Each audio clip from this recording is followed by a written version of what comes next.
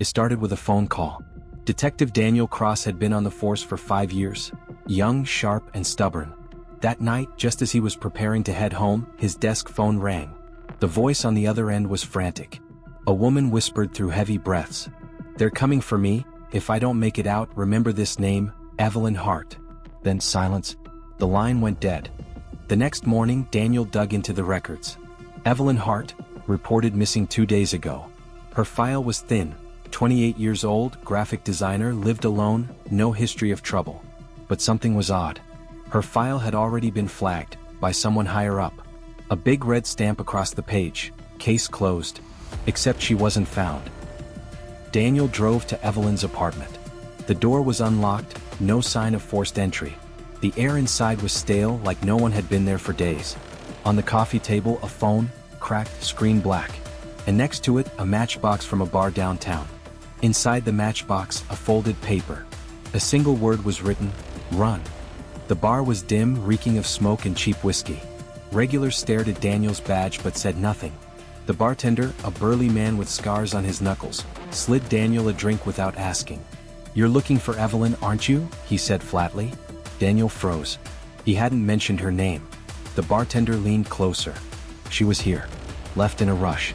Said someone was watching her." Before Daniel could ask more, 2 men in dark coats entered the bar, scanning the room like hawks. The bartender muttered, "You better leave."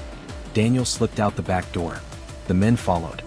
His footsteps echoed through the alley, his breath sharp in the cold night air. A shot rang out. A bullet smashed into a trash can inches from him. He ducked, sprinted, and barely managed to leap into his car. Tires screeched as he sped away, his rearview mirror filled with faceless shadows. Back at his apartment, Daniel needed answers. He called in a favor from an old friend, Jade, a hacker with a knack for digging where others couldn't. Jade tapped furiously on her keyboard. "Evelyn's not just some graphic designer," she muttered.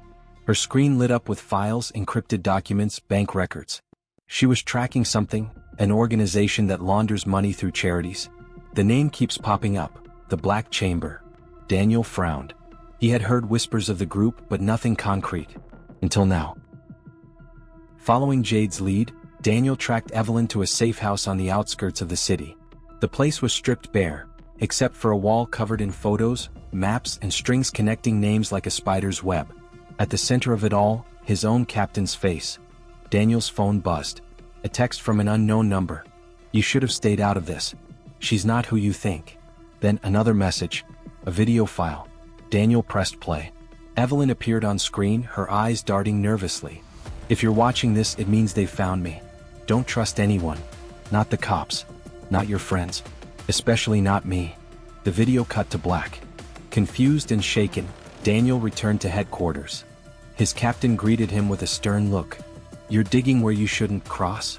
Daniel dropped the matchbox and the video file on his desk. The captain didn't flinch. Instead, he whispered, "You have no idea what you're walking into."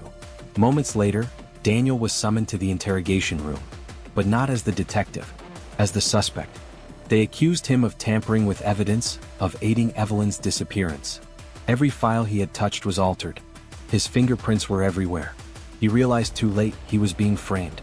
Someone wanted him silenced. Jade traced Evelyn's last known location, an abandoned warehouse by the docks. Inside, Evelyn was waiting. Alive. "Come." "You shouldn't have come, Daniel," she said.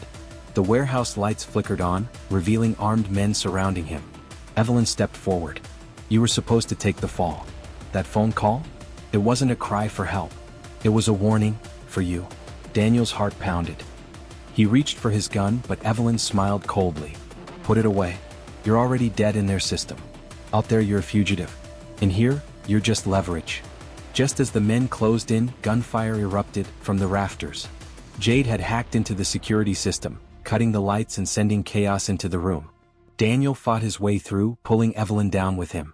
But as he tried to drag her to safety, she whispered in his ear, "You think you saved me? Daniel, I was never the victim. I was the bait." She slipped from his grip, disappearing into the shadows as the warehouse went up in flames. Daniel escaped the fire, coughing, bloodied but alive. On the ground near the docks, he found another phone. A single message flashed on the screen. This was only the beginning. He looked out at the city skyline, realizing the hunt wasn't over. The black chamber was bigger than he imagined, and Evelyn was still out there. And for Detective Daniel Cross, the last call had only just begun.